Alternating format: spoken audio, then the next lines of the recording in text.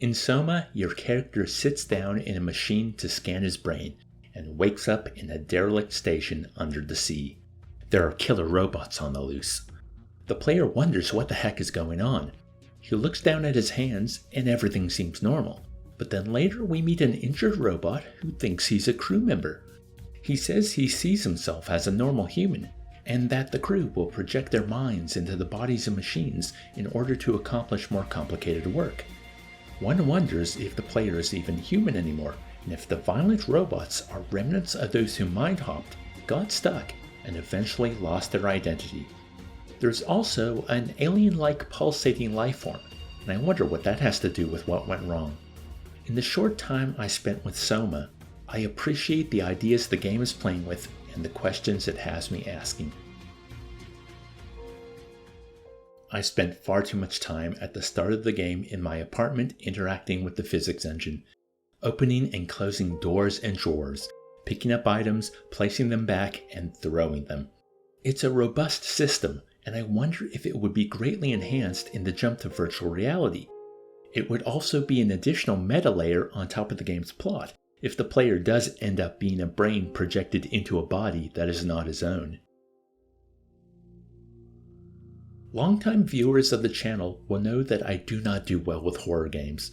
Even the most innocuous titles can build up a level of anxiety and fear within me that is debilitating. You'd think I would steer clear of the genre because of this, but I wanted to play Soma for 3 reasons. 1. I'd heard nothing but praise for the game ever since it was released, and a horror game with that much universal praise piques my interest. 2. It's science fiction. Having played what I have, I can say that the game dealing with the separation of man and machine and the unknown of being under the ocean and what we might encounter is worth the anxiety to check it out. Finally, there's the idea of immersion therapy. If I keep forcing myself to play horror games, maybe over time I'll become desensitized to them. It didn't happen here. When the dog creature slithered out of the vent, I said, "F*** no," and bolted into a corner to wait for it to go away. When I heard the lumbering brute in the first cat and mouse room charging towards my location, it instilled a terror in me that never went away while I was exploring the space above, figuring out how to progress. Some might find these encounters pedestrian and predictable, but to me they're all too effective and are what's stopping me from wanting to progress further. So, would I recommend Soma? Yes.